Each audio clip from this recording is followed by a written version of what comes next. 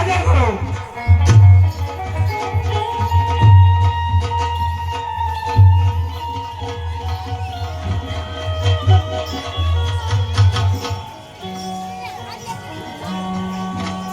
અરે ઇન્દ્રાણી નાચો. અરે જાલમ સાહેબ હું કઈ નાચ નહીં રાખી એ તું કે ને હું નાચું હું તો ઇન્દ્રની એક રાણી છું નહીં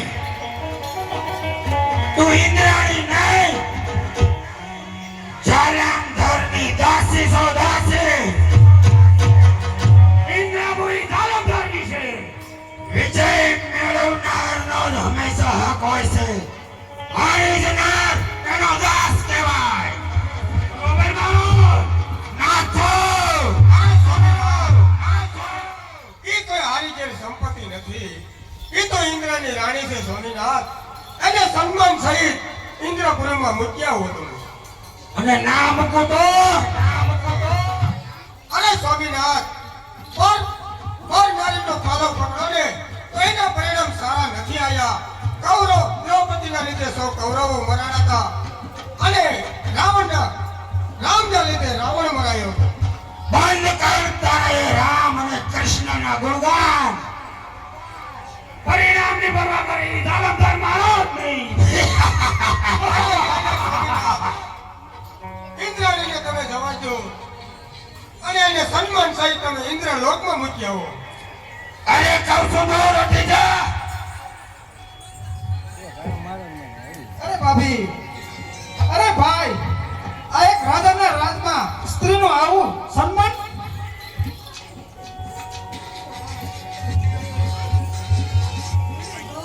એક સ્ત્રીનું આવું સન્માન હા આવો બેન આવો.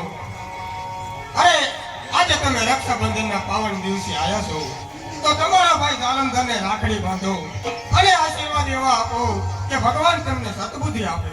અરે બાબુ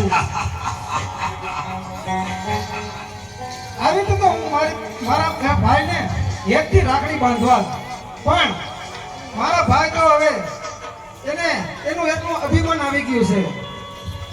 અરે બંધ કર તારે કાળિયાના ગુણગાન. તારો એ વિષ્ણુ મારું શું બગાડી લેશે? અરે ભાઈ દેવલોક સામે યુદ્ધ કરવું એ પરિણામ સારું ન આવે ભાઈ. અરે પરિણામની પરવા કરે આ જાલંધર નહીં. જા કઈ દેજે તારે ચાર હાથવાળા ચક્રધારીને કે જાલંધર પણ એક મર્દ છે અને યુદ્ધથી ડરતો નથી. અરે નહીં સ્વામીનાથ આલ આપ શબ્દ ન બોલો. બેન આવી છે તો બેનને હાથે પહેલા રાખડી બાંધી દો. અરે રાખડી બાંધો તમારા ભાઈને. અરે ભાભી મારો ભાઈ તો આજે અવરું ફરી ગયો છે. આજે એ નહીં પણ એનો દી ફેર્યો છે ભાભી.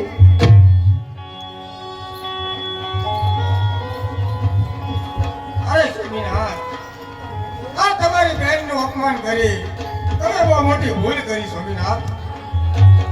આનું પરિણામ સારું નહીં આવે. અરે ગુંડા પરિણામની પરવા કરે આ જાલંધર નહીં.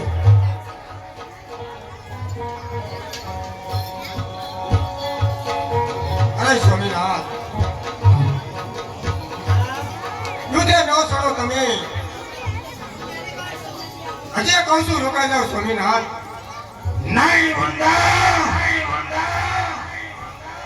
સેનાપતિ વૈકુંઠપુરી ઉપર ચડાઈ કરો. વૈકુંઠપુરી જાલંધરનો જય જયકાર બોલાવી. ત્રણેય લોકમાં જાલંધરનો જય જયકાર કરો. બરોબર વાત છે મારા. અરે સ્વામીનાથ જો તમારે યુદ્ધમાં જવું હોય ને તમારી કાંઈ ના નથી.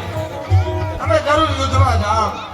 હું વિજય તિલક કરી અને વિજય માળા તમને ગળામાં ફેરાવું છું.